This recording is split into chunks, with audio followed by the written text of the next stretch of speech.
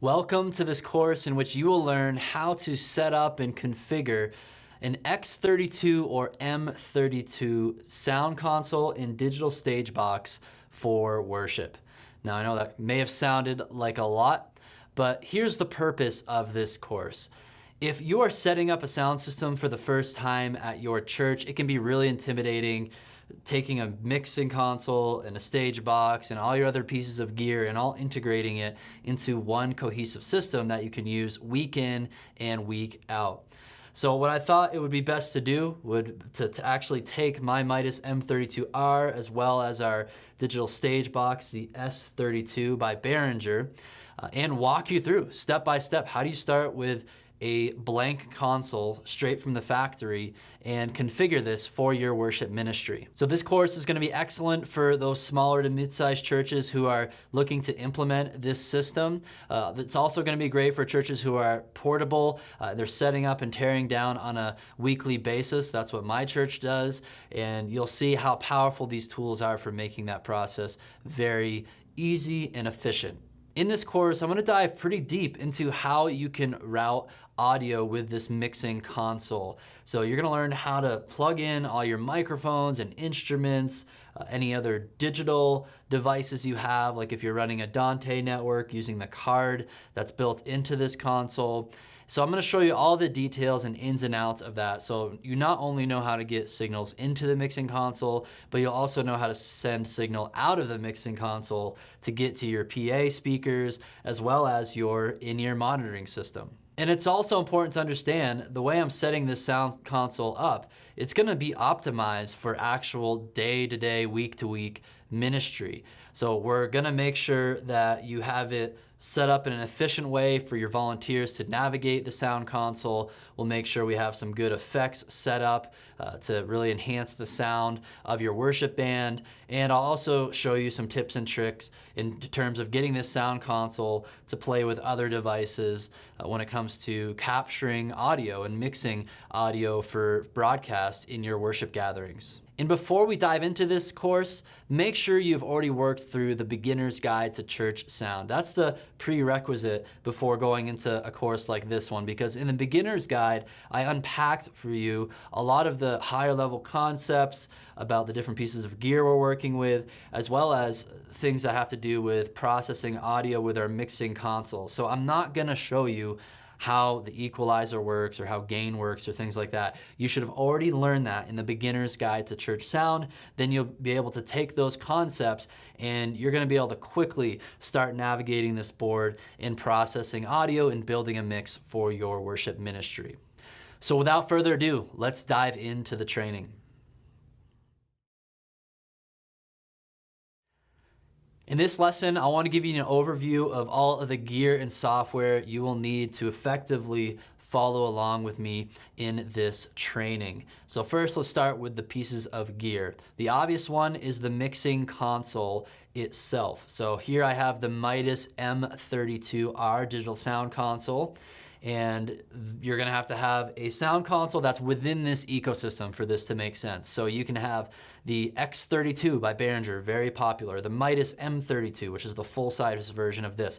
You can have the X32 Compact or X32 Producer or X32 Rack. And like I already said, you can have the full-size Midas or this rack-mountable version. Do not get caught up in the differences of hardware between these consoles. The Midas is kind of like Cadillac. The Behringer boards are kind of like Chevrolet, right?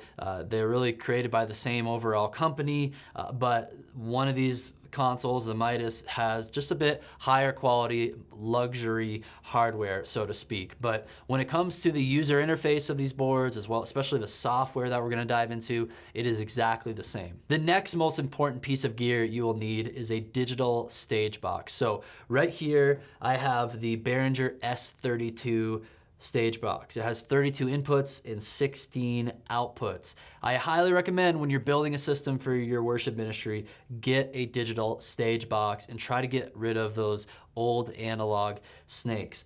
And you'll notice, because this is all part of the Behringer Midas ecosystem, these devices are compatible with one another. These stage boxes use the AES-50 protocol, which is a digital networking protocol, which allows us to send many channels of audio to and from our mixing console to this digital stage box over an Ethernet cable. And the specific cable we use, so that's our next piece of hardware, is an EtherCon cable. So it looks like Ethernet, but the end of it looks more similar to an XLR cable. So make sure you get an EtherCon cable to connect your digital mixing console to the digital stage box.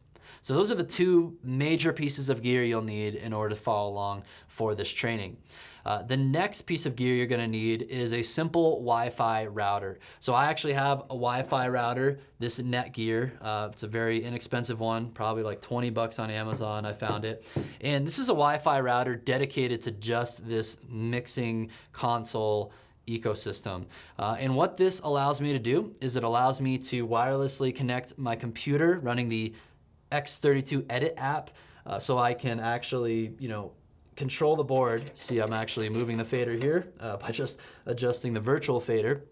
So it allows us to control the board, edit the board. It'll be much more efficient. I'll talk a little bit more about that later on. But the important thing is get a Wi-Fi router. It can be a cheap one. It does not need an internet connection. You don't need to be able to browse Facebook or Google for this to work. You just need a local area network so that your laptop running the X32 Edit app, as well as your musicians who want to run the MXQ app on their phone, they can wirelessly control their monitor mixes. So I definitely recommend getting this network set up now. And all you have to do is get the Wi-Fi router, plug it into power, and then plug the Ethernet cable from the back of the Wi-Fi router. You'll see here, you just pick one of the regular Ethernet ports, not the internet port. You don't need internet. If you do have internet nearby, you can plug it in there, but you don't need it. Plug the Ethernet into here, and then plug the other end of it into the Ethernet port on the back of the mixing console. The next piece of gear I recommend having is a laptop. So you can see I can have a laptop here, again, to edit the parameters on this digital console. Another piece of gear I recommend is getting a label maker. So you'll see on my digital snake, I've created some physical labels for these inputs.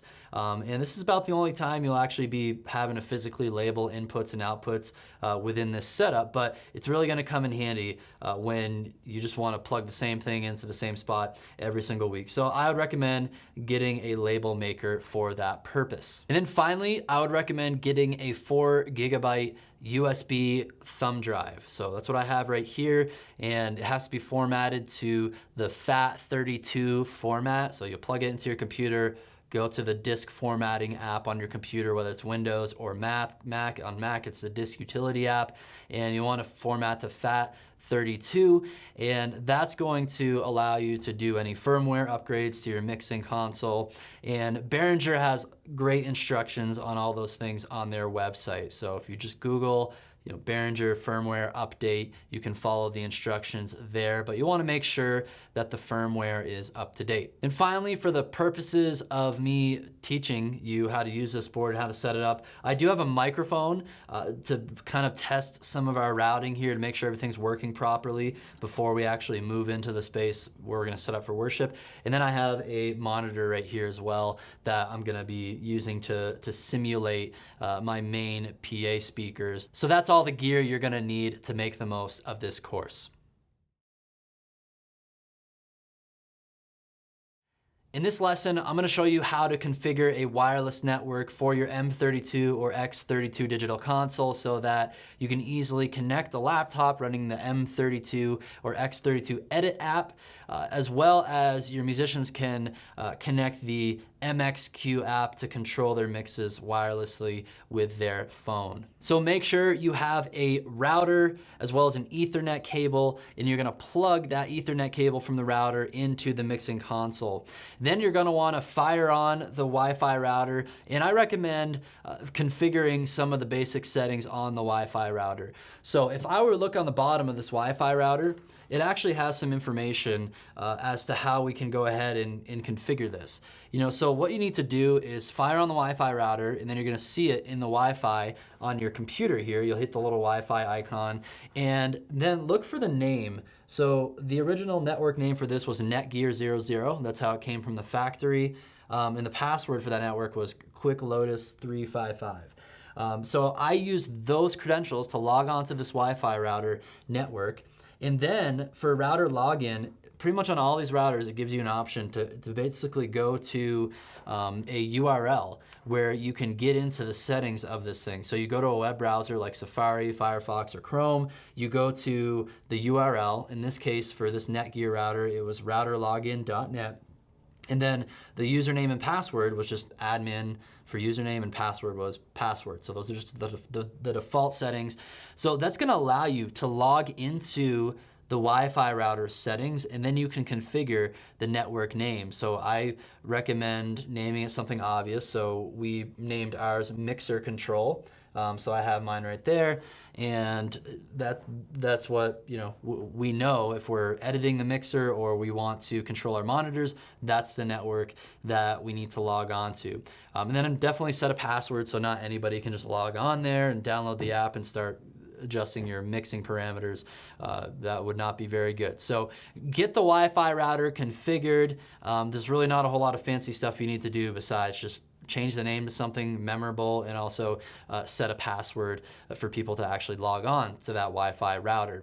And you do not need internet capability on this router. Like, there's gonna be a plug on the back of it, this yellow port for internet. You do not need that. It'll work just fine without internet. So go pick up a Wi-Fi router, a cheap one off of Amazon, get it configured, get it plugged into the console, and then it's gonna be ready to go to start talking to your other devices. On the mixing console itself, go to Setup, and then navigate over to Network.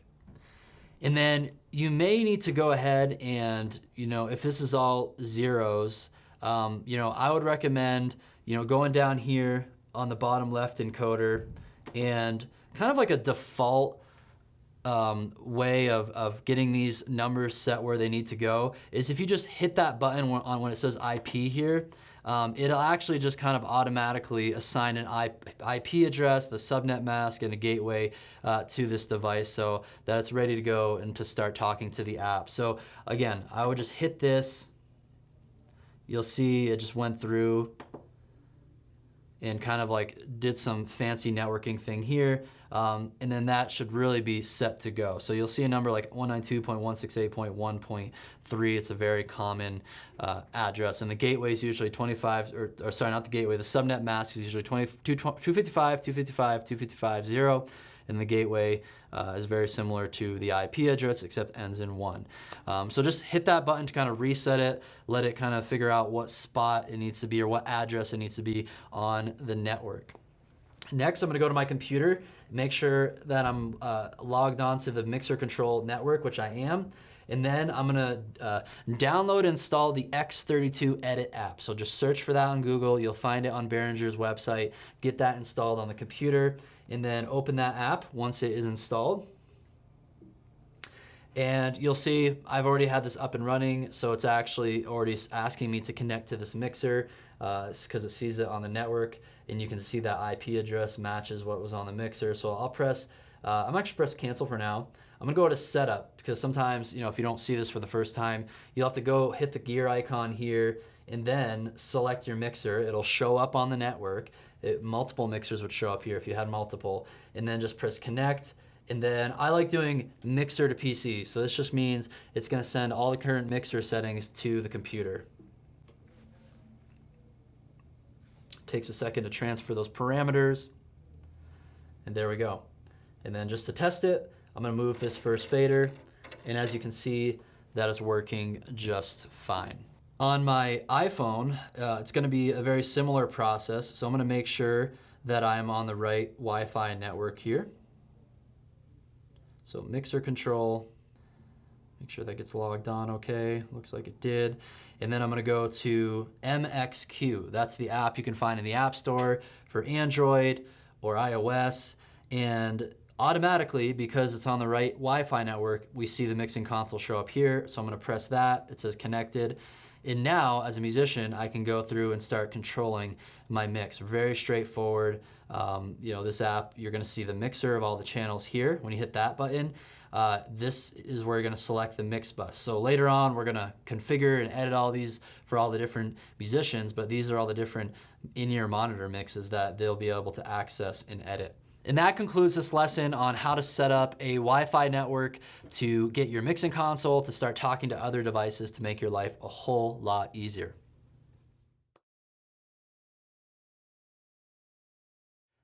In this lesson, I'm going to show you how to configure the audio routing on your mixing console. This is a very important thing to do before you go start plugging in microphones and in-ear monitors. We have to make sure the mixing console is sending audio to and from the right destinations properly so that everything will just work when you actually plug in all of these devices. So a couple things to make sure you have in place. Make sure you have the digital stage box connected to the mixing console via the EtherCon cable, and both of them are powered on. So make sure that is ready to go.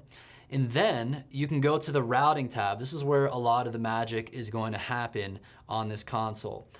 And there's a couple tabs that we can scroll through here, and this is gonna look really confusing at first, but I really just wanna break this down for you as simply as possible.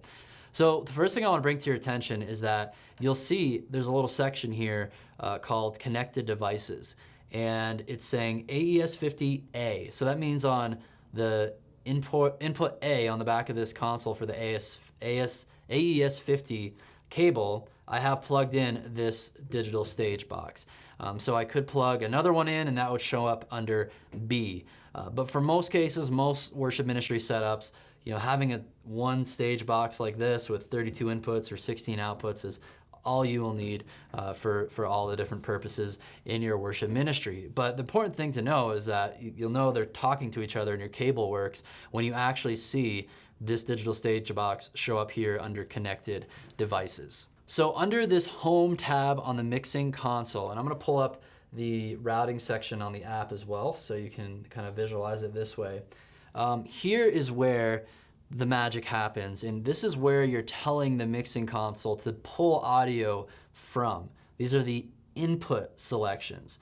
So you have 1, 2, 3, 4, 5 different banks of inputs that you can configure and pull from different sources. And when I say sources, they could be input sources on the back of the sound console. They could be the input sources on the stage box.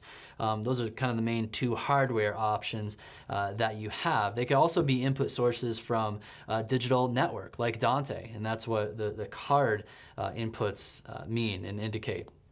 So when I go to inputs 1 through 8, what we're saying is, hey, for the first 8 inputs that I have available of things coming into my console, here's where you need to pull those 8 inputs from.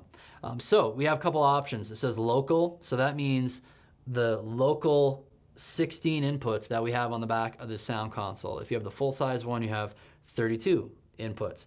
That's why these ones right here, 17 through 32, are in brackets because those aren't available on this particular model. And then down here, we start seeing our digital stage box. So we have AES50A. So think of that as digital stage box 1, which is the only one that we're using. So that's what this is indicating here. And then if we had a second one, we have AES50B. That would be for a second stage box. Then we have card inputs. So we can have card inputs coming from the Dante digital network. On this console that I do have a Dante enabled sound card in the console. So that's where my card inputs would be coming.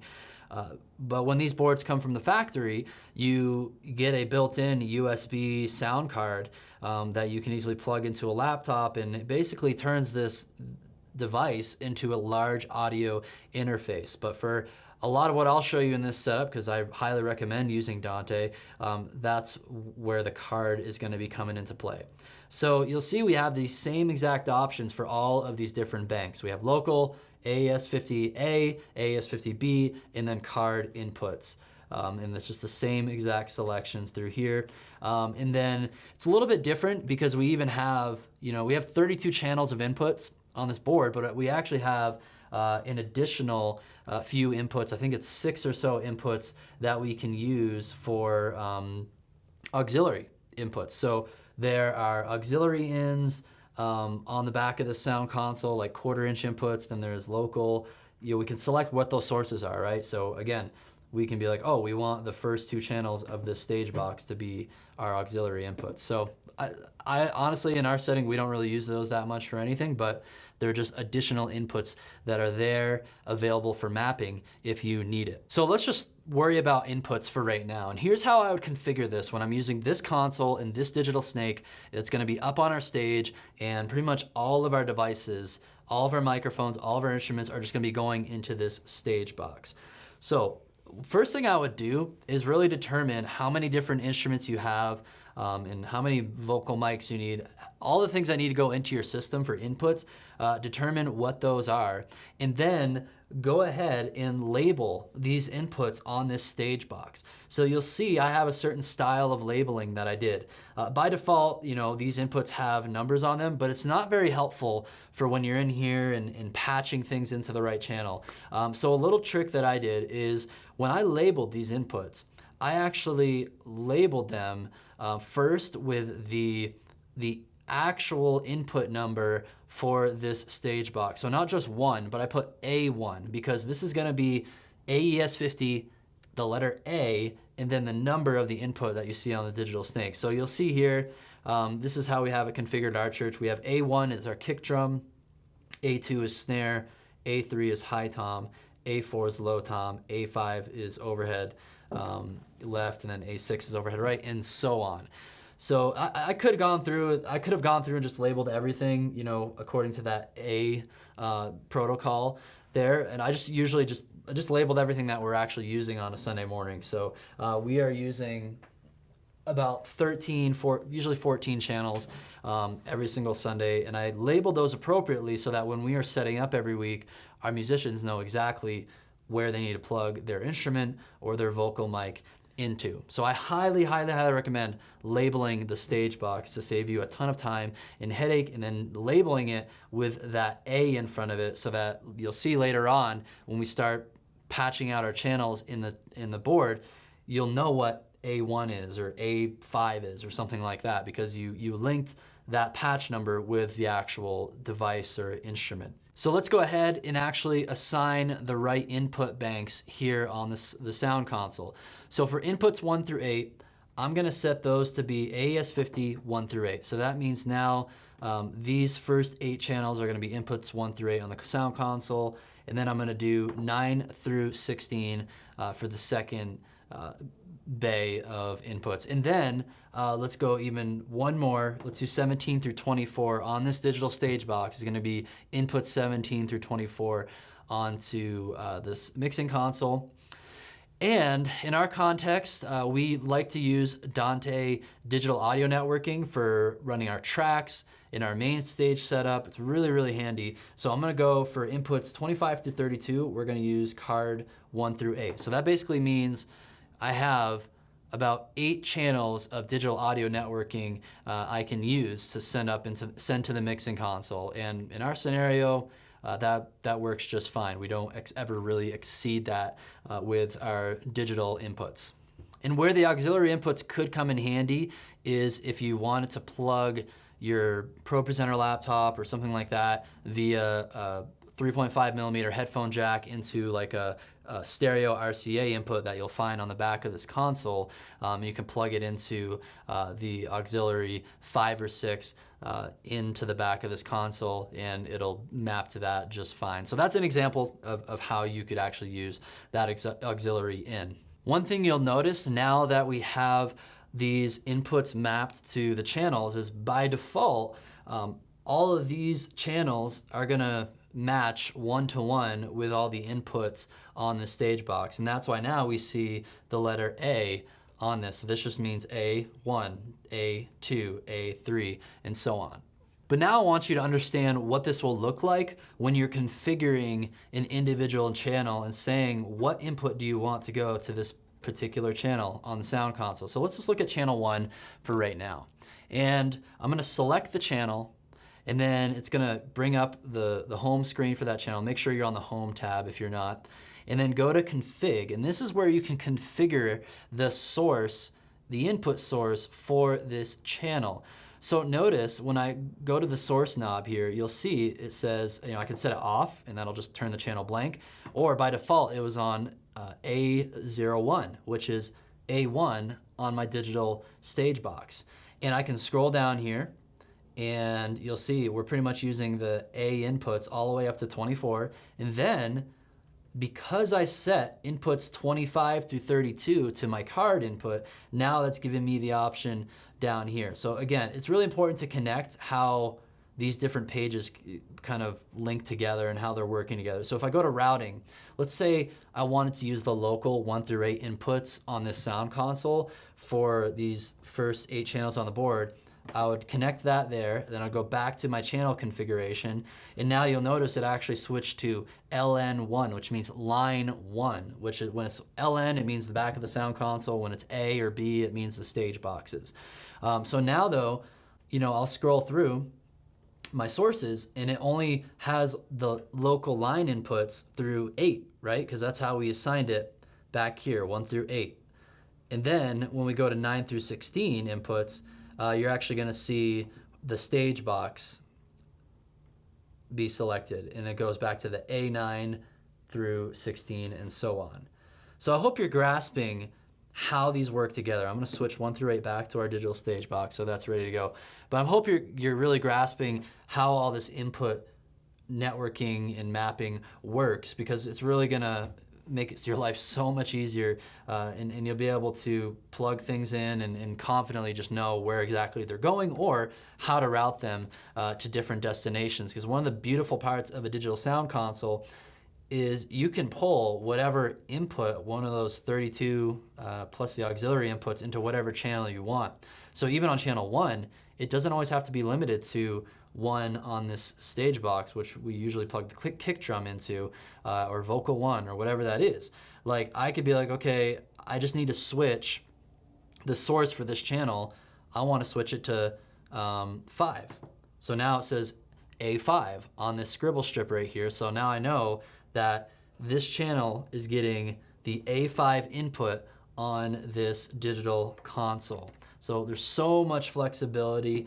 I definitely think it's preferable, when you're setting these things up for the first time, if you can do that one-to-one mapping of knowing that, okay, my first 8 channels are going to be just vocal and speaker mics, so let's just plug those into the first 8 channels on the digital snake. Like, I think one-to-one mapping is always great as a default, but as you need to, you can start digitally patching things into different places.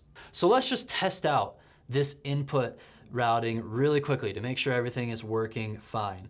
So I have a microphone plugged into A7 on my digital snake. So I'm gonna go to channel 7 because that's what's linked to A7 right now. I'll select that channel. This microphone does need phantom power, and then I'm gonna go ahead and start turning the gain up on that. And I'm also going to turn the volume up for that channel. So now you can see we're not really worried about output volume yet because we haven't configured our main speakers, but you can see as I start talking, you can see the gain coming in to this channel, which means that it's working just fine. But let's say I wanted this microphone input to actually map to this first channel on the board. Well, I would select that first channel, and then I would go to configure, and then I would go to A7, and now you can see that this microphone is actually coming through 2 channels. You could do that if you wanted to. Not really much of a purpose to do that, but it just shows you the flexibility of routing these different microphones and devices to different places on your sound console. So now that we have taken care of all the input mapping for our sound console, let's go back to the routing tab, and now let's talk about outputs. So with this M32 X32 line of sound consoles, we have up to 16 analog outputs to work with, which is often plenty enough for a lot of our use cases. So if I scroll through this first bank here, you'll see it goes all the way down to 16. And then with these outputs, what we're gonna assign to them are things like monitor mixes, as well as our main mix that goes to our PA speakers. So I would recommend, assigning your left and right main output mixes, which is going to be, outputted by this master fader here. I would assign those down at output 15 and 16. So what you're gonna do is you're gonna go down, scroll down, and just assign this little selector here to output 15. You don't have to click on it, just put it over it. And then you're gonna go to category, you're gonna hit main, left, right, center, and then you want to then click assign on main left for 15. And then for output 16, we're gonna do the same thing, go to main, left, right, center for category, and then go to main right, and then it's assigned. And then you always have this option called tap, and this is where it's tapping into, you know, whatever that signal is, whether it's a monitor mix or the master mix. For master mixes, you want to make sure you have that on post fader, just because you want that sound to be doing post or after what you're doing with the fader here. You want the fader to affect that level of output being outputted to your main PA speakers. So that's how you configure your main speaker outputs here. We're still not done yet. There's a bit of routing that has to be done to configure how these outputs actually go into this digital stage box. We'll cover that later. But let's, again, just kind of continue with mapping these outputs. So I'm gonna scroll to the top here. Now from outputs 1 through 8, I'm gonna assign those to be in-ear monitor mixes. And we can easily, you know, go through and label the name of these in-ear monitor mixes, but by default, they're called mix buses. So mix bus 1 through 8, just think of those as in-ear monitor mixes. So I'm gonna go through and just kind of double check what it's already set to. So with these monitor mixes, by default, it's already kind of mapping them to, you know, output 4 is mix bus 4, output 5 is mix bus 5, and so on. So that's pretty straightforward here. They actually had 7 and 8 here are going to some main PA speakers. So I don't want to do that. We already assigned those PA speakers. So I'm just going to go down here to the mix bus outputs and replace those main PA speaker feeds to that. The other thing though I want to change is I want to change all these mix bus outputs to be pre-fader, which just means that it gives our musicians the ability to just hear their mixes without it being affected by the fader on the sound console, because you don't want your sound person, you know, adjusting, well, you want them adjusting the mix for the main mix, but you don't want that affecting your musicians in ears. So this is where you can make the tap selection. In most cases, you know, it's good to have it be post EQ and post processing and such, so your musicians can hear their voice at least EQ'd, but put it on like pre-fader so that their mix isn't affected by what the sound person's doing to the main mix. So that's how you can go about assigning the outputs for your monitor mixes as well as your PA speakers. But we're not done yet, because we haven't actually got the signal to our stage box, which is where all those outputs are going to be coming out. Because you can see here, these bottom ports that we have, these are all outputs for our in-ear monitors, and then these last two are outputs for our main left and right speakers for the main mix. So in order to actually get that output signal to our speakers, let's just focus on the main mix right now. We need to scroll over to our AES50A tab. So this is where we can start configuring these outputs that we assigned in out 1 through 16 here. Think of these as kind of like your virtual outputs to work with, but here's where you're actually assigning where those are going. So by default, this may be ready to go, but here is what to double check. So you're gonna see multiple banks of outputs, and you can actually have up to like 48 outputs. We definitely don't have 48 like actual plugs or physical jacks to be able to do that, but we have 16 on this stage box. So we can at least utilize these first 2 banks. So what we're doing is, out of these 16 output channels on the stage box, on the bottom of the stage box, we're gonna assign outputs 1 through 16, because when it says out 1 through 8 and out 9 through 16, these are what we assigned up here where it says out 1 through 16 back on this tab. So this is just telling it, hey, we have 16 available outputs. Here's what we want to each output, where you should be pulling it, you know, tapping into that feed, you know, whether that's pre-fader or post-fader. Pre-fader for monitors, post-fader for your main mix. And then go over to the AES50A Stagebox settings, and this is really just the outputs for that Stagebox, and then you want to go down and select the right output. So by default, mine was already on outs 1 through 8 and then 9 through 16 for the outputs on this Stagebox, and there we go. It's good to go. Now let's actually test this to make sure it works. So I'm gonna go back to my mic I had set up on channel 7. I'm gonna turn the fader up there. It's sending output to the main mix, but now I need to actually turn on my main mix here. And you probably can't hear it. It might sound kind of weird through this mic, but it's working just fine. So this mic is coming out through my main PA speaker that I've set up here, and this main PA speaker is plugged into main left. And I just double checked that main right was working as well. And I can even, test it by panning these just to make sure that, everything's working. So if I went all the way to the left on the pan, I can't hear anything. If I go all the way to the right, now you can hear it. So the main output speaker assignments are correct, and they're working perfectly. And while I'm testing my setup, and we already made sure that the main outputs work, I'm gonna go ahead and actually switch this speaker. I'm gonna plug it into the outputs coming from my first in-ear monitor mix. So that's plugged in there. And I'm gonna go ahead and then pull up my buses. So bus 1 is gonna be that mix 1. And then I'm gonna hit fader flip so that now whatever changes I make here are actually sending signal to this bus.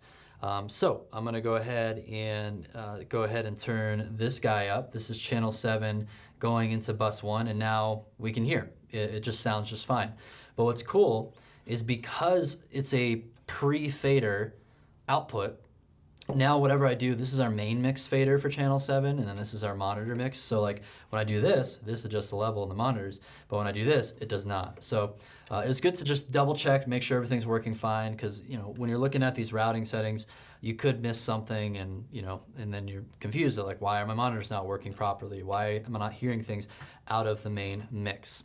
And of course, when you're on the mixing app, you can see just a different way of looking at this, and it's a bit actually more user-friendly. So the inputs we already went over, you already saw those changes, but again, outputs, I assign those to the mix buses for 1 through 8, and then we're not using 9 through 14 for anything right now, and then we have the 15 and 16 we are using for our main left and right speakers here, which you can see. So it's kind of showing you this, it's like this patching grid, shows you, what mix is being sent to which output here on the left. And then here again, we're seeing our AES50 output settings that we just assigned. Another aspect of routing I want to bring your attention to is the card routing. So this is the card output tab. We already talked about card inputs of like digital signal coming in. We allotted 8 channels here under inputs 25 to 32 to take in those card inputs from things like Ableton Live tracks or Mainstage, anything on our Dante network. But let's go to the card output, because now you have to think, okay, what about sending digital signal out of this thing to other places? And a common use case is to be able to capture a multi-track recording of your whole worship band. So what you want to do there is you actually want to capture, this is what I recommend, capturing the raw inputs going into the digital Stagebox. So for card output routing, what I tell it to do is I go down to AES50 1 through 8, and then 9 through 16, 17 through 24, and then I would say, it's kind of flexible for what you select for the last one. And honestly, we don't even need that many of the feeds coming from this digital snake, since we use about only 16 channels on a given Sunday. But what this is telling it to do is it's saying, hey, pull the signal that's going into these inputs here before it ever actually even goes through and gets processed by the mixing console. These are going to go out the card to like the Dante network. Like I said, that's what we have on this console. And then I can send that directly into software like Pro Tools or Logic or Ableton, whatever I'm using to capture a multi-track recording. So then when I pull open that software like Pro Tools and I select my Dante network or this device, I'll know that those inputs 1 through 8 are gonna match up on my computer with inputs 1 through 8 on the Stagebox. So that's what the card output does, and it's important to kind of think through how you want to go about configuring that. So for the last bank, I would assign card 1 through 8. So then all of our Dante network audio that's coming in, not via the Stagebox, but through digital networking, we're capturing that and sending that out to any other devices we're using to multi-track record audio. So those are the card output settings I would recommend, especially if pretty much everything you plug in is going into your Stagebox. Maybe you do end up plugging a few things into your local mixing console, so you'd have to go to local 1 through 8 or 916 to make sure you capture those. But you basically have 32 channels you can capture and send out your card to be recorded in multi-track, but you have only 4 banks to work with. So you have to kind of think through, which banks do we need to capture and have that capability with. A couple more tabs to bring your attention to. We do have the auxiliary output tab. So you'll see on the back of a mixing console like this, we have 6 auxiliary outputs, and you can, send whatever mix bus you want. You can send your main mix out those. So it's just additional flexibility of sending signal to different destinations that way. Then you have the alternate tab. This is where the P16 digital personal mixers come into play. And you can actually select on those personal mixers what 16 channels of audio your musicians will have to dial in their in-ear mix. So it's pretty straightforward. You can just go through and for like alternate, 1 for channel 1 on the P16, you can go and then just select, okay, direct output, and this is often the most common thing to do, is just select, which direct output from which channel on your board is going to be number 1, like a vocal mic, or if it was channel 1, it'd probably be like a vocal mic, channel 2, vocal mic, 3, and so on. And then you can start building this 16 channels out for their in-ear monitor mix. But that's only if you're using the alternate with the P16 outputs and you use digital monitors that way, or in-ear monitors that way. I'm not a huge fan. I'd rather go the wireless in-ear monitoring route and the headphone amp route. I just think it's so much more flexible. As a musician, I love just mixing with my phone rather than having to have that physical unit on stage, especially in a portable setting. Maybe in permanent settings, you may want to consider those P16s, but that's where all the magic is done in selecting what are those 16 channels going to be on those devices. And again, you can select the tap of if it's going to be pre-fade or post-fade and such. One last thing to consider too is here is where you can actually set some configurations for, if you're using some speakers like turbo sound speakers that have the alternate capability, this is where you will actually assign, your main left and right outputs to the alternate, and then you plug that Ethernet alternate cable into your main speakers and just make sure that you have the main left and right assigned here for these outputs. So alternate's a cool feature. I personally don't use it very much, but those are some of the cool things that you can do with it. One last tab to bring your attention to is the XLR output tab. So this is the XLR outputs on the back of your sound console, because sometimes maybe you have your wireless in-ear unit back by your sound booth and that's where you want to send it out from. So in that case, you would want to just select, for XLR 1 through 4, is that just going to be outputs 1 through 4? Is that going to be different? Your P16, is it going to be card 1 through 4? If it's 1 through 4 here, that means the first 4 outputs on the back of this sound console will match up with these first 4 outputs that we have here in our out 1 through 16 assignments. So again, this is handy if you just need to pull audio directly from the XLR outputs on the back of your sound console. So that's really it. Now you should have so much more clarity about how to send signals in to the mixing console through the input routing, as well as configure your main 16 channels of outputs, and then making sure that those outputs map properly to the outputs on the physical digital Stagebox device. And that concludes this lesson on how to configure input and output routing for your X32 or M32 digital console.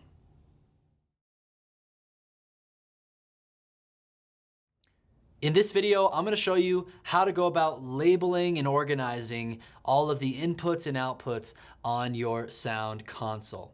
So I'm going to show you how I would go about if I were building a mixer from scratch and organizing the layout of all of our faders and banks. I'll show you how I would go through and label everything and color code everything to make it really easy to navigate, whether you are the sound tech or whether you have other members or volunteers on your team who will be running this on a regular basis. Since the physical hardware of this unit is laid out in banks of 8, I like to work with that, and I like to just make it look as clean and simple and quick to navigate as possible.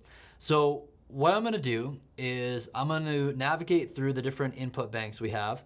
So we have 1 through 8, 9 through 16, 17 through 24, 25 through 32. Now they're all completely identical right now. They're all yellow. And they do have, you know, the labels in terms of what number these channels will be on the stage snake, and then also some card inputs here on this last bank. But we don't have to get super caught up in where all that routing currently is, because we're actually going to really just build this out.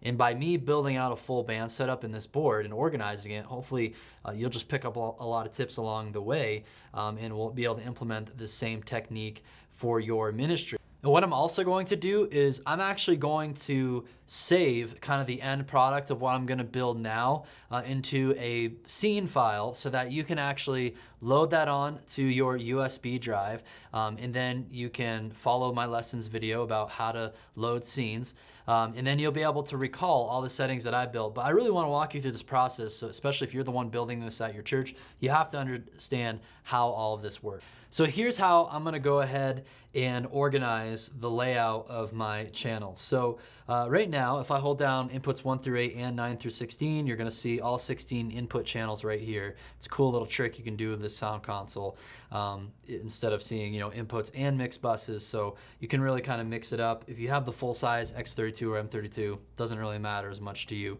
But what I'm going to do is my first 8 channels, I'm going to allocate these towards my primary speaking mics and vocal mics. And at this point, again, I'll give you a good framework to work with, but a lot of this organization is totally personal preference. I'm gonna show you my personal preference as we do this. So to label, you know, you can select channel, and then you can go to setup on that channel, hit scribble strip, and then you can go through and you can rename the channel, you can recolor it, you can do the icon, but it becomes really cumbersome working with that little typewriter in here. This is where you'll especially want to utilize the power of having the edit app alongside. So what I'm going to do is I'm going to go through this edit app, I'm going to go to the channel, and I can edit the scribble strip settings for a channel. So I'll keep it in mixer view here. I'm going to command click that scribble strip. It's not very intuitive. So command, hold down on the keyboard and click on it. And now I'm going to start renaming it. So we'll just call this speaker mic 1 or speaker 1. Sometimes you can't fit all the characters in there. And I'll hit enter. So now that's relabeled onto the board. And if you have like a pastor or a host, you could name it, you know, accordingly to whatever their specific title is, if you would like. I'm just going to kind of give everything generic names and just get this all laid out for us. So again, let's go ahead and call this speaker 2, and then command click speaker 3, command click speaker 4. And let's say we have 4 mics dedicated to people who are just, you know, speaking pastors at our church. So now let's get some mics set up for like vocalists. Let's say we have 4 vocal singing musicians at our church. At ours, usually we have like 2 at most, but we'll have like, sometimes we have 3 vocalists and 1 talkback. So it really depends on how, you know, your specific context. So I'm gonna go through and relabel that.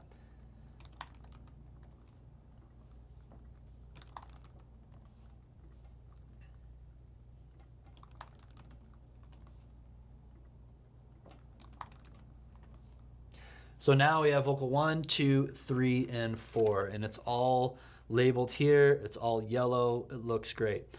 So those scribble strips are labeled, and then this could be also a good step in the process where you want to make sure that all of the routing is going to match up with your digital stage box. And we already talked about the importance of labeling your digital stage box and making sure everything is, you know, set up accordingly in a way that's going to be easy to navigate, easy to plug things in.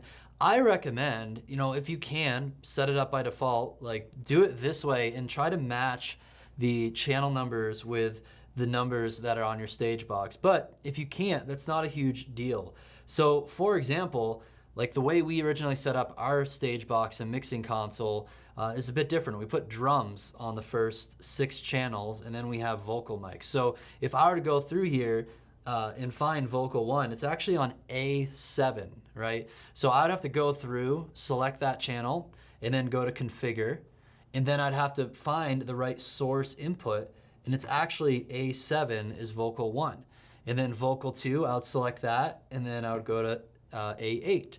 And then this would be A9, and then we could say this one would be A10. So you may not have these completely matching up. If you're doing this for the first time though, you might as well set it up so all of these labels are gonna perfectly match what's on the board, and I would just do vocals, and then we'll talk about the next maybe instruments bank you'll do, then the drum set, and so on. But I'm gonna go back and set this to be more of a sort of one-to-one patching.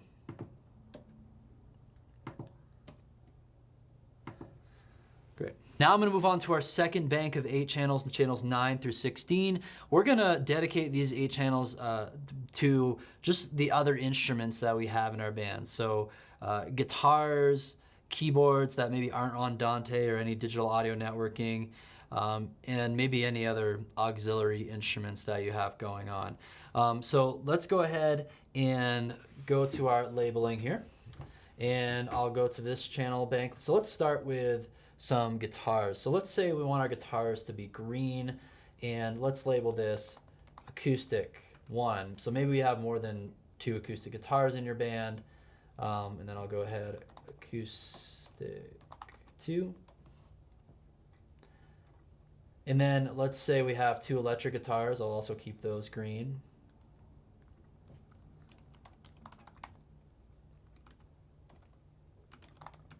Electric guitar 1, electric guitar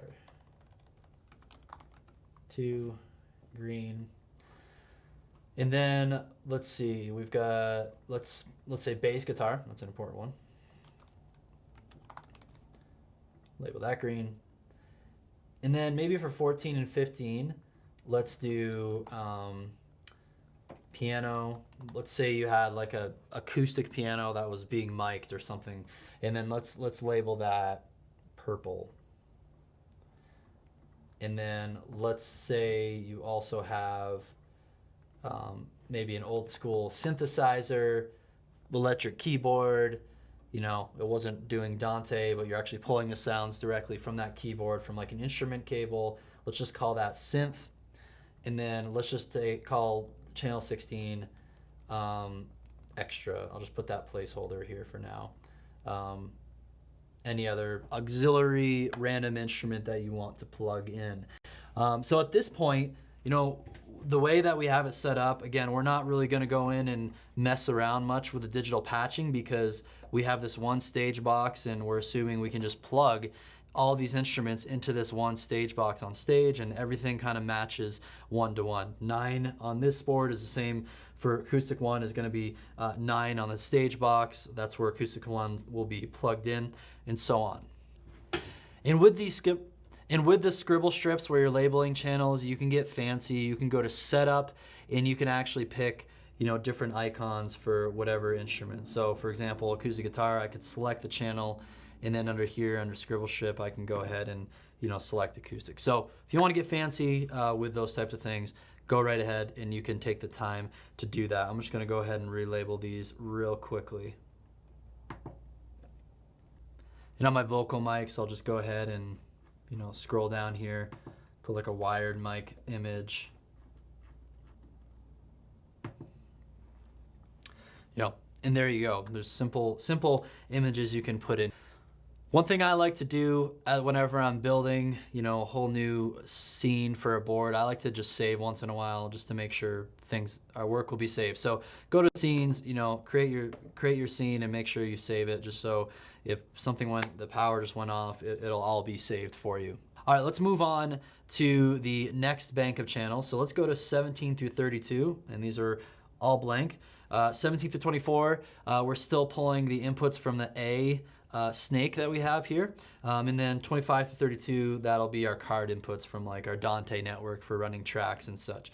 So let's dedicate 17 through 24 for drums and any other percussion that we're gonna have. So let's go ahead and relabel these. I'm gonna actually go ahead and change these to blue, and then I'll name this kick. I'll name this one snare, high tom, low tom,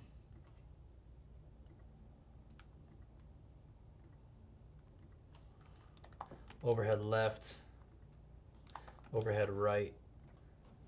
And now those are all blue, and then maybe we'll just have a couple extra channels on the drum space here in case if we have another drum mic for some reason, or auxiliary percussion input or something like that. We can just kind of have two extra spaces dedicated towards that.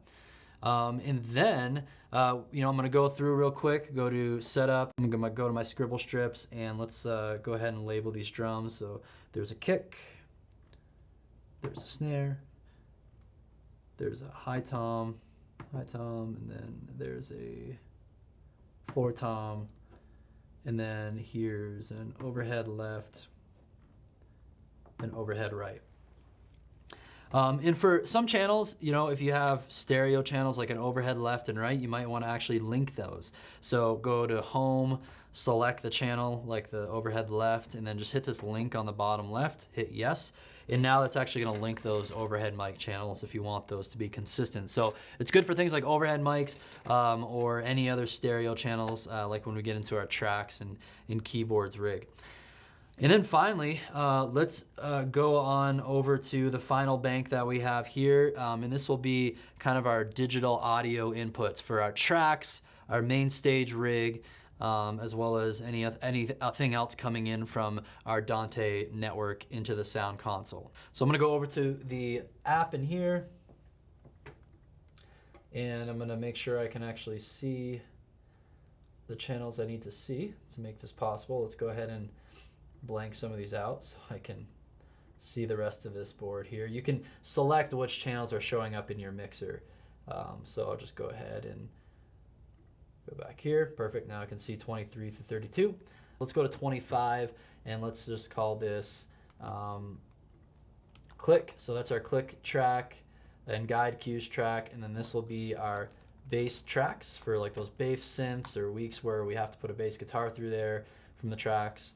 And then we have tracks left, and then let's do tracks right. Cool. So here are our 4 track channels. They're all set to go there. And then let's create channels for our main stage rig. So I'll go ahead and click on this guy, and then I'll label this. Let's make it pink since it's mainly a keyboard. Keys, main stage. I'll just put a main S right there so you know that's the main stage rig.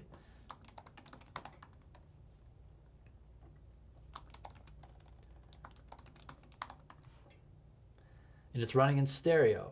So both the left-right tracks from Ableton, we want to link these channels. So I selected it, hit linked. Now these are linked, and then on main stage, I'm gonna select that, hit link, and hit OK. So now our keyboard rig, that's linked together and good to go. And then let's go ahead and add a couple more channels. Let's say we want to actually, you know, hook up our Pro Presenter computer to the mixer, which is going to run audio to the Dante network over Dante Via. So I'm going to go ahead and assign this to, I'll just call it computer, and I'll just label it white. And then computer again, this will be the right side of it. It'll be a stereo channel. And then I'll select this, link, it's good to go. Then we go to my scene, and again, I'm always a little paranoid about just making sure we save everything. So that's good to go. Now we have all of the input channels labeled on this sound console. So here's 1 through 16, vocals, guitars and other instruments. And then we have drum set and our digital audio coming from Ableton, MainStage, and any other computers. You also do have another bank for inputs. This is the auxiliary inputs. So you'll see you have 6 auxiliary plugs in the back of your sound console. You can, by default, these inputs are set to, aux 1 through 6, the local aux inputs, but you could change those to anything. You could put whatever inputs from your Snake into these channels. I'm gonna leave them blank for now, and then you have the inputs for your USB recorder. So the USB on this device can record audio. I haven't had a lot of great experience with the Midas and X32 USB recorders. That's why I like to record externally.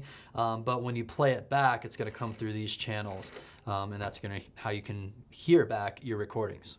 So the next important step when it comes to labeling inputs and keeping them all organized is using a feature called the DCA group. So if I hit group DCA 1 through 8 right here, this is a really great way to control a group of channels together. So I would definitely utilize this feature. So in a nutshell, what a DCA group does is it'll just be a master fader for a group of vocal mics or instruments or whatever category you want to create. And a way to create a DCA group is very simple. So here's how I would recommend organizing this. So let's make our DCA group 1.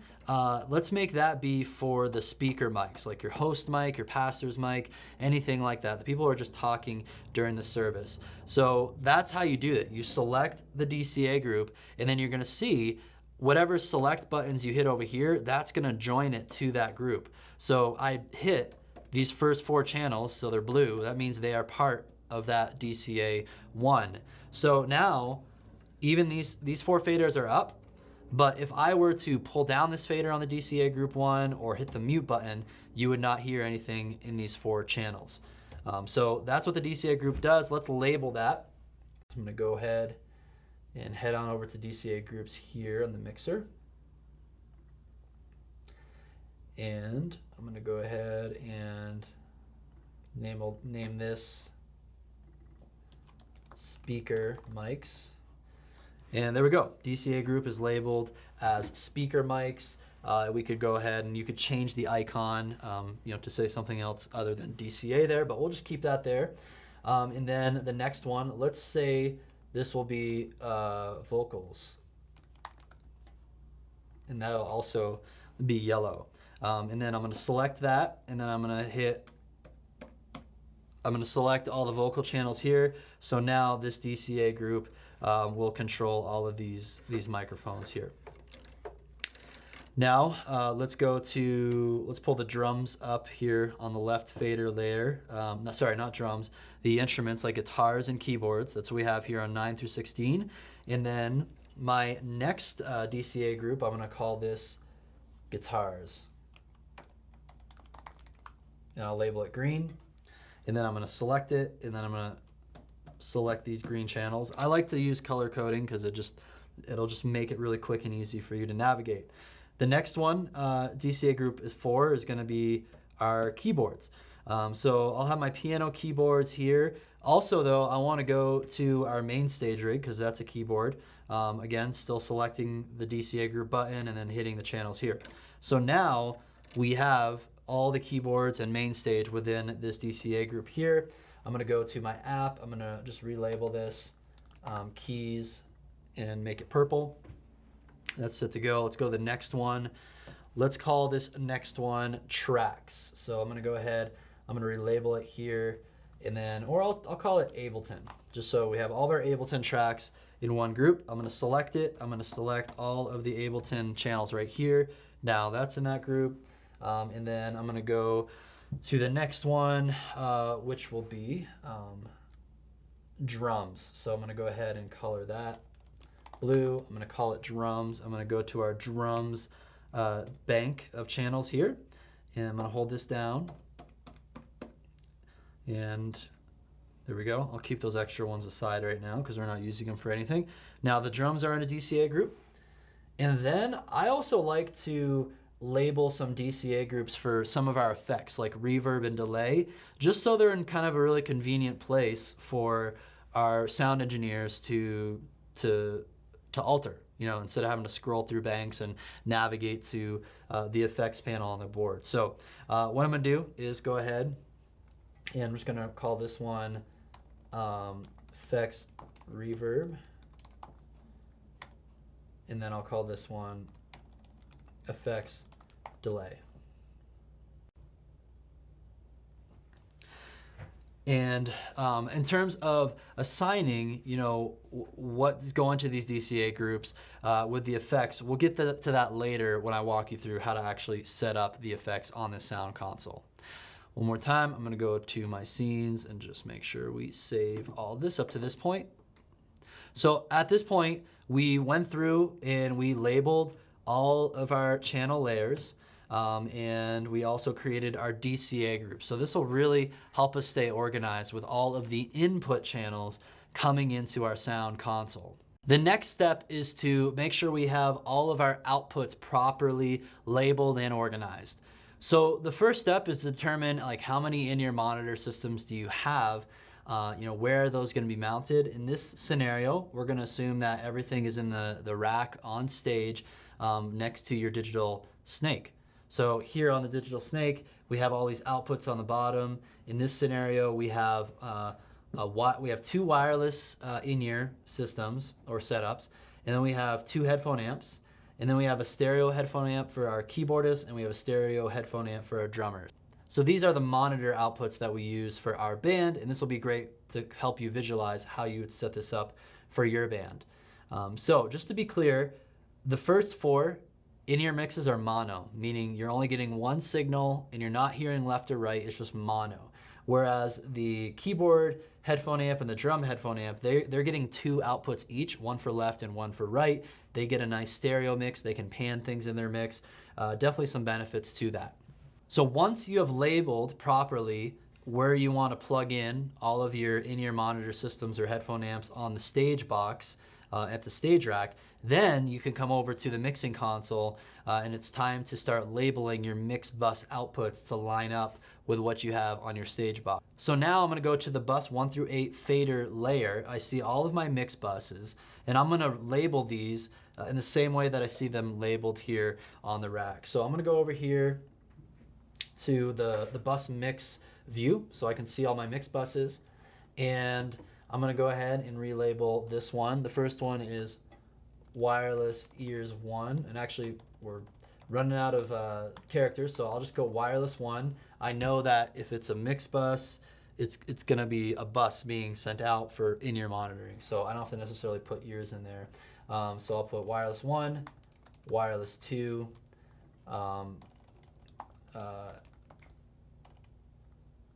headphone, I think we're gonna run out of, yeah.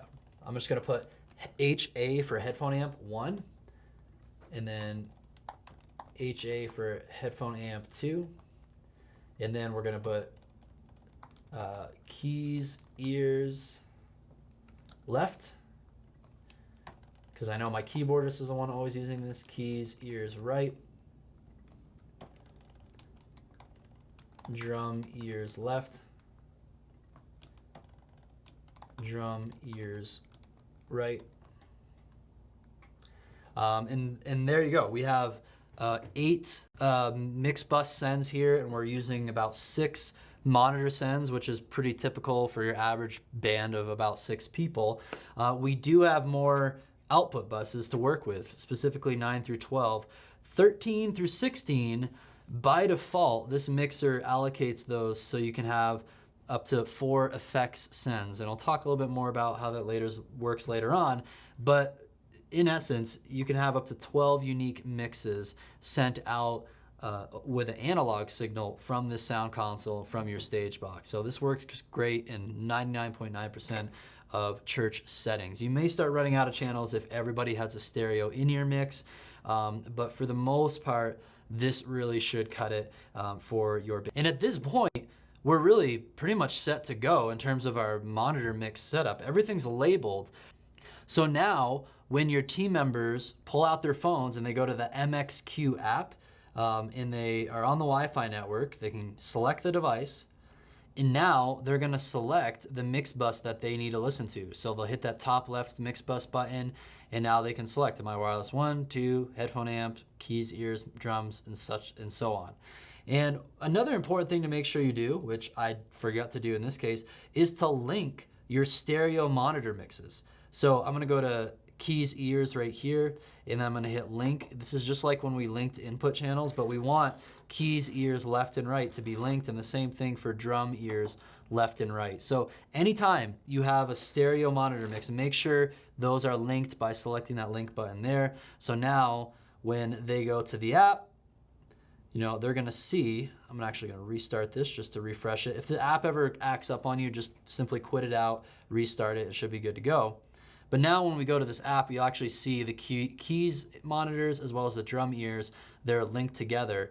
And then your drummer or keyboardist, not only do they have mixer control, but they can actually go in and start mapping things left or right. And that really creates some nice separation in their mix. So watch this cool trick. So I have my phone out. You can see my voice monitoring on this channel. And as I move my monitor mix fader, again, this isn't the master fader for the master mix. This is just within the mix bus. If I turn this off, you won't see it doing anything, right? It's completely off right here. Plus, if I do move this master mix fader, it's not affecting the monitor mix here. It's only when I'm looking at fader flip, which is showing me the sends on a certain fader, that's when it's actually going to start affecting this iPad app or iPhone app is actually going to start affecting what's in the mixer. So that is how you organize and label all of the inputs and outputs on your sound console. And there's going to be a little bit of difference between how you're navigating these fader banks for your channels. You can use that 2-button trick to see 16 channels side by side, or you could have inputs on your left side. You can scroll through like vocals, your guitars, your drums, your computers on the left, and then keep like your DCA groups on your right. That's probably going to be the most popular way as you're running sound. You'll want to have quick access to these groups all the time to be able to kind of adjust overall levels of things, but then you'll be able to also scroll quickly through these individual banks to be able to adjust the levels of your instruments and your vocal microphones. So I really hope this gave you a lot of clarity on how you can start organizing this board and labeling everything to navigate it quickly and easily for you and your volunteers. And that concludes this lesson on how to label and organize all of the inputs and outputs on your M32 or X32 sound console.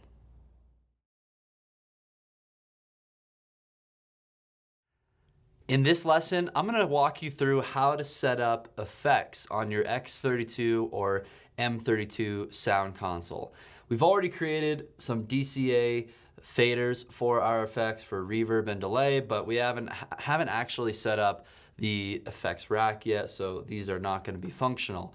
So I'm going to walk you through all the steps to make that possible, so you can add some nice reverb to your vocals, as well as some nice slap delay and any other effects that you would like.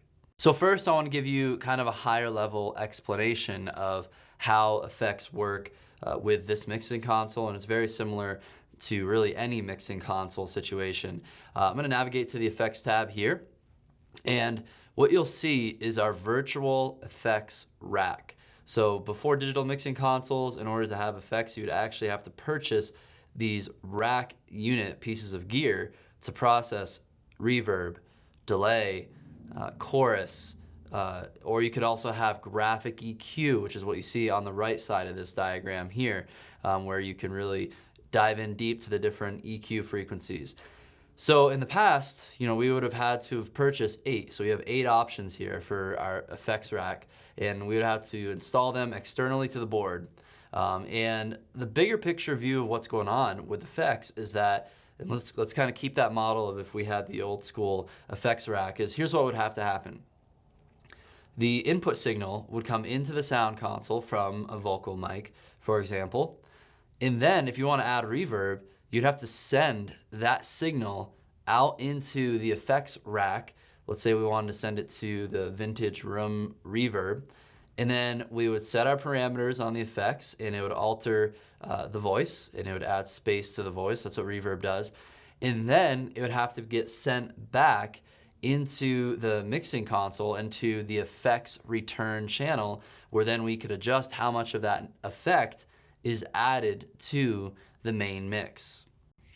So one more time, the vocal comes into the mixing console, it gets sent out into the effects rack and then back in after it's processed, and it gets added to the mix. So here's what that looks like on the X32 or M32 consoles. So let's pretend, I have my vocal mic here, and I have signal that's going to be coming through it here, and I'll go ahead and make sure my DCA group is up so we can actually hear my vocal mic coming out of my main mix. Check 1, 2. Yep, that's coming out now. So I have my main vocal mic here, but we need to tell this mic to go to that effects rack. And let's just focus on the first effects right now. So you're gonna see when you're looking at this rack, you can determine the source of the signal coming into each of these racks. That's what's indicated on the left side of the rack. So we have bus 13, and then we have bus 14, bus 15, bus 16. So for the vintage room effect, we're just gonna be pulling signal in from bus 13. So that means if I were to go to my buses, I'm gonna go to bus 9 through 16. You'll notice that bus 13 through 16, they're by default on your mixing console reserved for effects. And the reason why the manufacturer did that is because they know, hey, you're gonna have to send some signals to your effects rack, and we're just gonna put aside 4 of your bus mixes for that purpose. So you can actually take multiple vocal channels, send them to a particular bus, which then gets processed with a specific effect like delay or reverb. So what I'm gonna do is I'm gonna select this bus, and then I'm gonna go ahead and hit the fader flip. So now all my channel levels I see here, these are the levels going into this bus mix because I have it selected and the fader flip is on. So I'm gonna go ahead, and as I turn this fader up, now I can hear that reverb from this vocal mic. And that's really as simple as it is when it comes to applying effects, but I want to show you kind of the last step of the process just so you don't miss this. It could cause a lot of confusion. So I'll put that reverb on. I'll just put it down really low here. It's a little hard to listen to myself like that. So there's this effects return button on the digital mixing console, and this is going to show you how the effects are returning into your main mix. So I disengaged fader flip, so now I'm seeing the master mixes here for my effects return. And you'll notice we have signal coming into effects return left and right 1. So it's a stereo return because often these effects will apply in a stereo way, adds more space, makes it sound better. But I can then control how much of that reverb from my voice is actually being sent back into the main mix. So when you're thinking of effects return faders, think of those as those are kind of the last step of my effects levels and how much are going into the main mix. Often, we just keep our effects returns at Unity here. We don't really touch them that much. It kind of gives you just an extra option in terms of mixing if you need it. In most cases, what we end up doing in our context at our church is we'll just go ahead and use the bus really to control the overall level. So this bus again, this fader is just controlling how much of my voice and any other voices in this mix that I wanted to add. Let's say I had a couple channels that we wanted reverb on these vocal channels. This bus controls how much of that signal is being sent to the vintage room effect. And then, if I wanted to go through and do the same thing for delay, I select the delay, and then I would add signal here. And you're probably not going to really hear much of that effect. Actually, that's a hall reverb. So the second effect is hall reverb, as we can see here, as I selected it. Then we have delay. Check. Check 1, 2. Check. It's pretty obnoxious. And then we have some chorus. It's a little bit more subtle of effect. So that's gonna drive me insane hearing myself repeat like that. So now you're hearing just the Hall effect. 1, 2, check, check. And then of course you can dive in to all of these effects parameters to alter the sound, whether it's for delay or reverb. So one more time, just to clarify how all this works. You go to the effects rack. This is where you can determine the source for the signal for all these different effects. So, you know, if we want it to be something different, we could. You can apply it to, you know, either it could be an insert effect. It could be an effect, again, that just is on a bus, which is kind of what I recommend most of the time.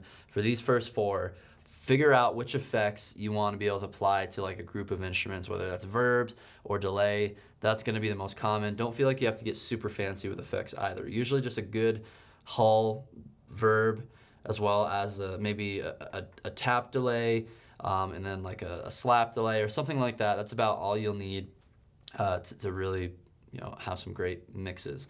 And then on the right side here, we actually have the graphic EQs. So you can actually go through and you can use the encoder here to select which one you want to edit. And let's say we wanted to add a graphic EQ to the main mix, or really to any mix, because you can do channels. But let's say we wanted a graphic EQ on the main left and right, or you can, looks like you can do main left and right, and then same thing down here. So I'll bring this to main left and right as well. I'll engage that. Now you see the signals coming through because it's inserting this graphic EQ to the main mix. And then when I scroll over on the tabs to get to that graphic EQ, now if I make any changes to this EQ, it's actually going to apply that to the main mix. So if I wanted to as well, if you hit graphic EQ on faders here, now it's actually showing me, you know, it's showing me this selected area of faders, so I can go through and start adjusting the graphic EQ. And if I wanted to change the area that it is adjusting, I can just go through and scroll like this. So now, when I scroll through, you'll see the faders move accordingly to where they were here. So I'll go ahead. I don't really need to make any adjustments. Just put those at -10. But, you know, if you had like a bad frequency in the room or something like that you wanted to get rid of, the graphic EQ allows you to start editing EQ with much greater detail. So I'm just going to go ahead. I'll keep that graphic EQ there in case if we ever needed it. Could be handy to have set up already. And the same thing can be set up for 3 other times. So like if you had one instrument, you can actually go in here and select, you know, what instrument it is, like by channel, and you can insert an effect on a single channel. And then what's cool too is you can also change, you know, what the effect is. It can be EQ, it can be some compression, you know, it can be pretty much any of these effects. It looks like they give you a couple options. They don't give you things like all the same reverbs and stuff, but they do give you some effects like EQ. It's kind of like, think of these insert effects as like if you can't get by with the processing like kind of built into every channel on the board, then this gives you kind of another layer of advanced processing that you could add to it. And then of course, once you have all your effects and insert effects set up, you just scroll through the tabs here under the main effects menu to be able to start adjusting the parameters for all of these. So now I want to actually go ahead and configure some of these effects for what I would actually use for your typical worship band setup. So I'm going to go over to my first effect here, and then I'm going to change it to the Hall reverb. And then I'm going to go over to effects 1. Oops, I need to actually, helps if I actually select it. So you gotta hit that button. Now it's going to show up under effects 1. And now let's go ahead and put some signal through it. A couple quick things I do with the reverb. I will generally increase the pre-delay. Check 1, 2, check, check, check. And then let's make the size a little bit smaller. Check. And then let's decrease the decay. Check. Maybe a little bit more. Check. Praise the Father, praise the Son, praise the Spirit, three in one. God of glory, majesty. Sometimes I have to actually sing it. It's hard to like reverb yourself live like this. But those are some basic settings that I would have. I always find that like having the pre-delay to about 50 to 60 milliseconds allows the voice to cut through, then it starts adding the reverb. So I think that helps a lot. And then I'm gonna go over to the second effect, and let's go ahead and make that one. Let's make this our slap delay. So I'm gonna go ahead and change the effect. I'll go over to the delay effect. Let's turn it off the reverb, select the delay, check. So I'll go in and turn the feedback down. Check. So the feedback is how many times it'll repeat. Check. Praise the Father, praise the Son. So this is just a really quick delay with about 89 milliseconds of time between the time I actually give it a sound, and then it'll repeat that sound back, and I'll only repeat it back once with very low feedback. So slap delays just kind of help things stick out. So here's what it sounds like with both of those effects on here. Check, check, check, check, check, check. And then I'll put some reverb on it. Check, check, check, check. Praise the Father, praise the Son. And it's as simple as that. So let's go back to the home for our effects. So we have the reverb, we've got some delay. I'm gonna just mute these for now. And then maybe we wanna have a more like a tap delay on this third one. So I'll go back to my main effects home here, and then I will select this one, and then I'll change it to 3 tap delay. And then, so this is a tap delay that you can end up, tapping the tempo of it if you want kind of a longer, fancier delay. So let's keep these muted. Let's turn on this guy. So for tap delay, what's important to do is actually set up a button, one of the assignable buttons on your sound console for the actual speed, so you can actually tap out the tempo of the delay. So to do that, under the assign section, go to view, and then you can go ahead and you can go to the assign a tab. Then I'm gonna go down to, I'm not gonna change the color, I'm just gonna go down to button 1, and then I'm going to find the effects button. I'm going to go to effects 3 parameter because it's the third effect, and then I'm just gonna have time. So now you'll see button 1 on my encoder ended up starting to blink pretty fast because that's the tempo of this delay. 1. If I do it slow, check. If I do it really slow, delay. I'll go back to like a normal tempo. 1, 2, check. So a heavier delay like this, you're gonna wanna be more tasteful. You gotta get the timing right. You'll be able to tap it along with the song. But that's an easy way to go through and start tapping this button to affect the timing. So if I go back to my effects page, you're gonna see the time of this effect start changing. You'll see the time under this start changing. So I did it really quick there. Now I went down to 178 milliseconds. If I did it really quick, I can't tap much faster than that, 140 milliseconds, or slower, it'll go to 458 milliseconds. So that is how you can set a tap delay. So now that we have this all configured with which effects we want to be here, it's a good idea to definitely go through and label them. So I'm gonna go into my mixer app. I'm just gonna click here. I'll just type reverb.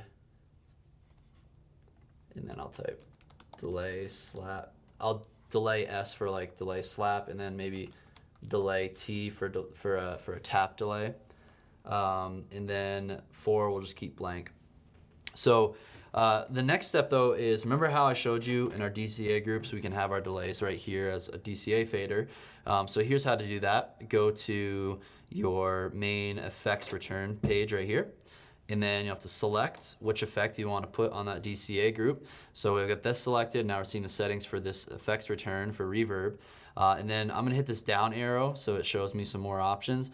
And here I can actually select which group I want it to be. So I'm gonna go over and select DCA group 7 and hit assign. So now you'll notice actually my reverb's gone because this DCA group fader was down. But now when I bring it up, you can hear that reverb.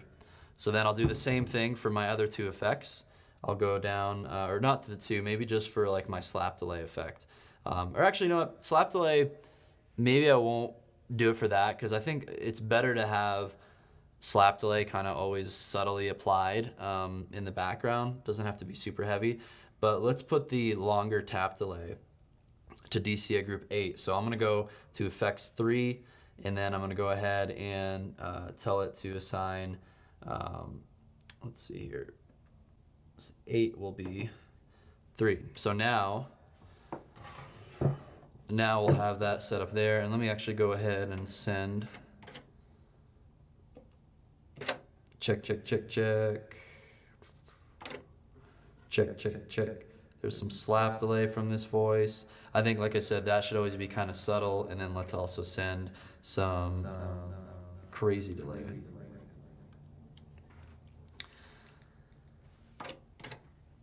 So now I'm going to turn that crazy delay down, and this is going to be our tap delay on DCA 8. And let me just label that too.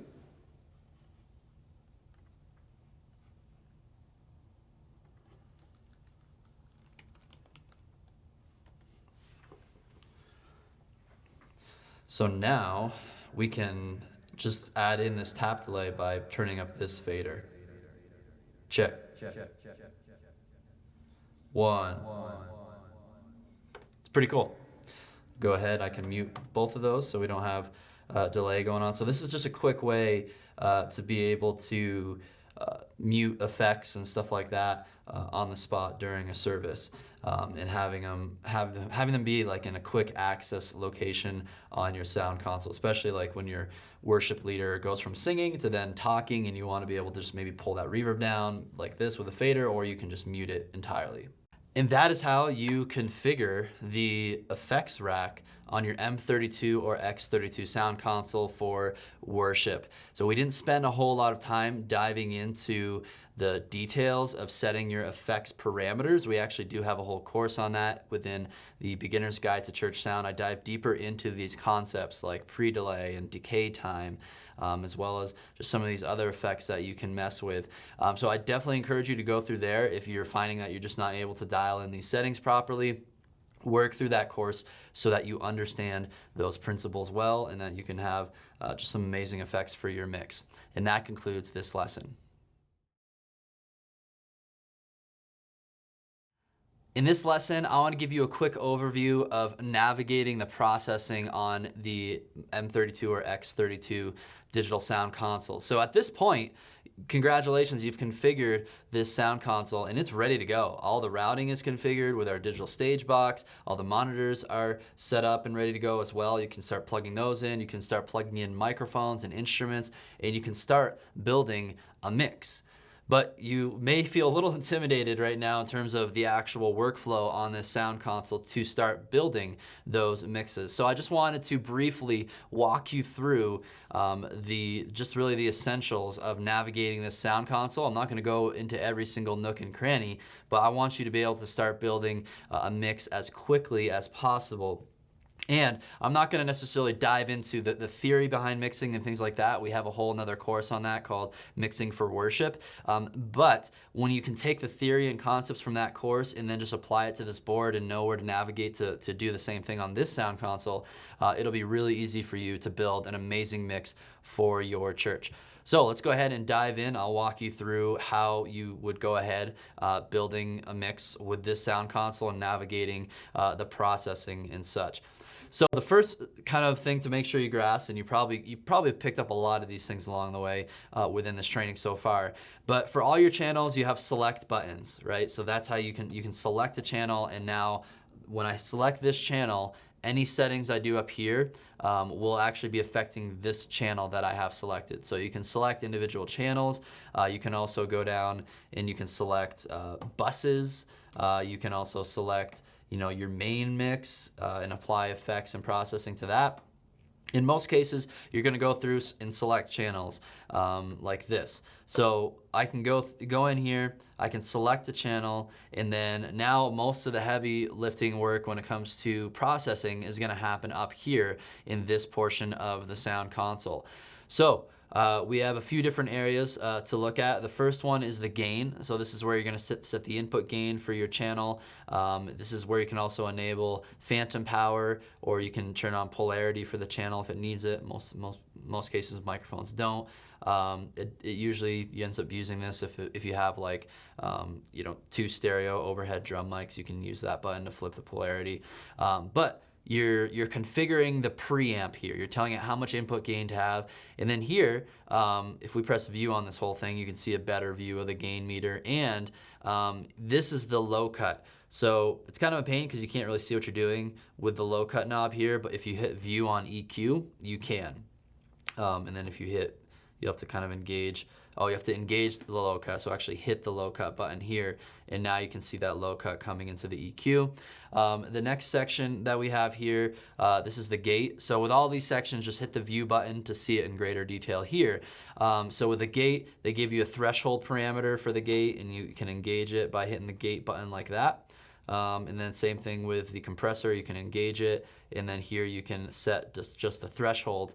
So they'll give you, one parameter to work with here, but you'll also need to, do the other things like attack and ratio and release time and hold time. All those detail parameters are on this page. And whenever you're in this detail view page for any setting, just hit the down button here on this little button pad, and you'll be able to actually navigate to some of the other settings. So it's easy to kind of have these settings be buried in there. If you see a little 1, 2 like page numbers on here, that means that there's another page of settings and parameters for you to dial into and start moving with the knobs right here. Next we have the EQ. So this is pretty straightforward. You got to engage the EQ. Again, you can adjust your low cut in here if you have that engaged, and then you can start going through and adjusting different frequencies, bands. So here's my low frequency band. I can start adjusting, what frequency it is. I can adjust the gain of it up or down. I can adjust the width of that cue, and then I can also change the mode for these. So I can change any cue into a different style here. So like a common example of this, if I went to high, right now that high is a shelf. Well, if I didn't want it to be a shelf, I hit mode, and now it's a cut. Now it's a regular bell EQ, a V or a P EQ. So those are some of the options that you can play around with there. So that's where all your heavy processing is going to happen for each of these channels. Just remember, hit the select button and then start dialing in the channels. And then we got a button here. You can see the different bus sends on a channel. So if you want to change your bus sends, you can do it that way. I rarely ever use that way of doing it. I'll show you in a moment how I would build those bus sends and those monitor mixes. Next we have the assign section. So you learned how you can assign custom parameters to different buttons. So you can easily go in and start tapping away for your delay, or you can also assign mute groups as well. So it's really neat, the custom assigning that you can do on this sound console. This section is kind of important to be aware of, the main bus section. So you'll notice on all of our channels here, we have the main stereo button is enabled, and that's just meaning that this channel is being sent to the main mix. If this is not sent to the main mix, then you're not going to hear it through the main mix. So by default, all these channels have main stereo enabled. You don't have to worry about mono center unless if you have that type of speaker configuration. But make sure for your main channels, main stereo is selected. If you don't want to go to the main stereo, like if you want a mic to just be a talkback mic for your band, then on that channel you could just disable that and you wouldn't have to worry about someone like moving the fader up and it coming through the main PA speakers. And then over here, we have the fader layer section. So this is where a lot of the navigating faders as well as mixing faders will happen. So on this board in particular, because some of the different models will look a little bit different, but we can navigate here on these first 8 channels through the different banks of 8 channels that we've already set up, as well as auxiliary ins, our effects returns, and then bus 1 through 8 and 9 through 16 we can actually see there. And then on the right side, they give us the option to view some buses. So they have it configured so that you can see input channels on the left, some buses on the right, or if you want to see everything, if you want to see 1 through 16, you hold down both buttons here. Now I'm seeing inputs 1 through 16 here.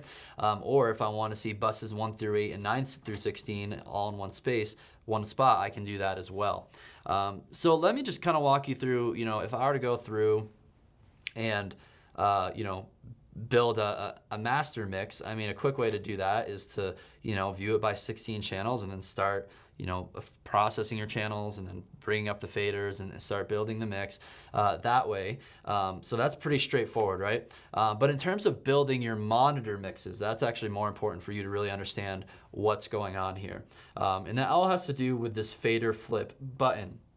So up to this point, you've probably seen me using this button to send channel signals to my mix buses, and that's really where it comes in handy. So I'm going to hit mix bus 1 through 8. I'm going to select my wireless in-ear monitor channel, and or my mix bus. This will be my monitor mix for the wireless in-ear monitors on mix bus 1, and then I'm going to hit fader flip. So now it's blinking. So you'll notice whenever you hit fader flip, it adds channel, like for channel 7 here, it says channel 7 arrow to bus 1. So it's telling you where you're actually outputting this channel when you move this fader. So right now, if I were to actually keep the fader flip enabled, and if I went 1 through 16, now we're looking not at the main mix for these 16 channels, we're actually looking at the bus mix. So then for building a monitor mix, I could start going through and building my own custom monitor mix, and this has nothing to do with the main mix. When I disable it, this is the main mix right now, everything's down. But when I hit fader flip again, because that bus was still selected, now we're seeing the monitor mix. And I can go through again to these other channels here, push up some faders, and there we go. That is the mix that someone could have for their ears. Obviously, they would take the time to dial this in correctly. But now, if I go over to let's see here, I'll pull up 1 through 8 here. So this is my in-ear monitor mix for these channels, and then here's bus 1 through 8. Watch what happens though if I select mix bus 2. Now you're seeing a blank mix for mix bus 2 for wireless in-ears too. So that's what the whole fader flip button does, and it's really handy if you or someone in your band wants to come back here and dial in their monitor mixes from the board. They just have to make sure that they hit the mix bus, that's their mix, and then they need to hit the fader flip button in order to actually see their mix and be altering their mix. So very, very powerful feature, super easy to use for building mixes, and that's how it works. And that concludes this quick lesson on how to navigate the processing features as well as some of the different fader layers and different settings on your mixing console as you go about building your mix. So I just want to remind you, for really detailed instruction on how to build a mix that actually sounds great, check out both the Beginner's Guide to Church Sound and the Mixing for Worship courses. They'll give you a lot of guidelines as quick as possible for actually building a proper mix. In this video, I want to show you how to set up mute groups for your mixing console, for your X32 or M32. So mute groups come in handy if you want to hit one button that's going to mute multiple channels. So to assign mute groups, it's very simple. You're going to go and select the channel that you want to be a part of a mute group. And then on that channel settings, you're gonna page down to the second page where you'll see mute group assignments. And let's say we want this on mute group 1. So now this channel 5 is on mute group 1. Let's go over to channel 6. Let's also put that on mute group 1 as well. And then channel 7, let's put this on mute group 1. And channel 8, let's put that on mute group 1. So now we have all of our vocal singing mics on mute group 1. And then you may be wondering, okay, how do I enable or disable that? You can go to mute groups right here, and then you can just hit mute group 1, and you'll see all of these get muted. So very simple. Another kind of great little hack you can do is actually assign that mute group to a button. So let's say we want to assign that to button number 2. So I'm going to go in here, and I'm going to get out of mute group view here, and I'm going to go to button 2, and I'm going to go mutes, and I can go down to mute group 1. So now, if I hit button 2 on my custom buttons here, that's actually going to mute all those vocal mics. So that's how you can assign different mute groups. And of course, if you wanted to assign different mute groups for other instruments and such, you could go ahead and like go to drums, and you could, you know, select those and assign those to like a different mute group. So they could go to mute group 2, 3, or 4, or 5, or 6. So you have 6 different mute groups that you can create, and that's how you assign them, and that's how you assign them to a custom button on your board so you can quickly mute and unmute a group of channels. In this video, I want to show you how to set up the talkback feature on your sound console.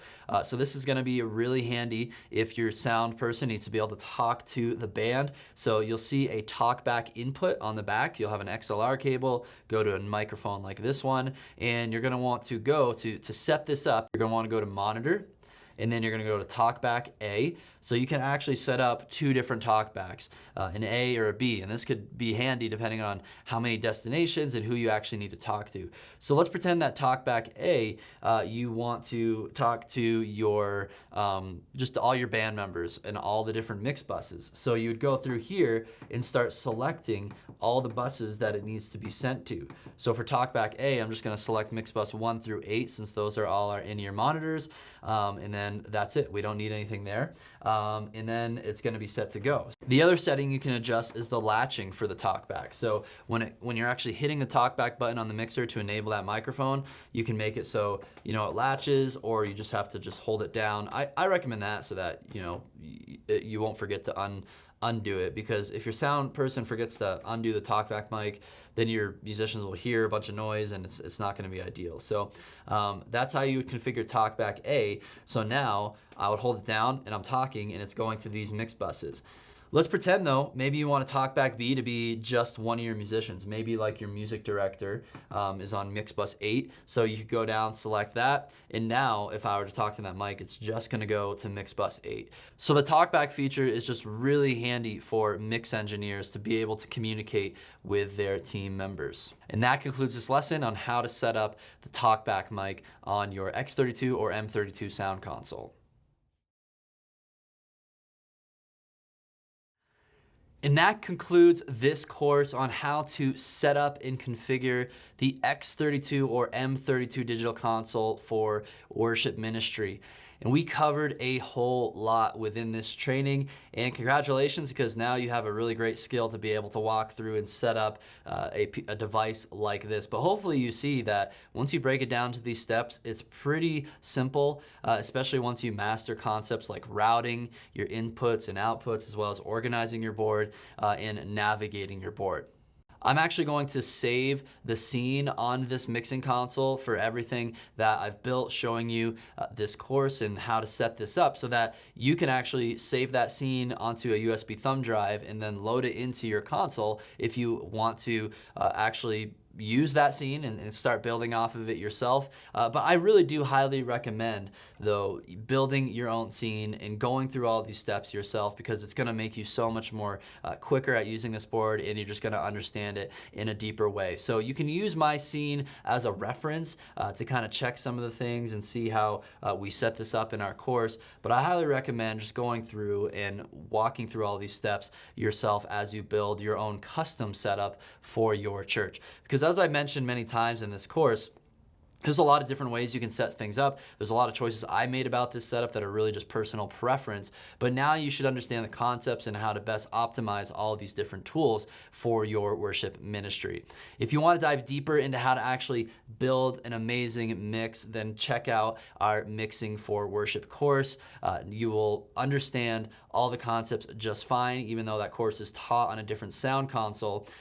The model of sound console should not matter for you because you understand all of these concepts that are the same for all these different mixers, whether that's gain, EQ, compression, gates, and effects.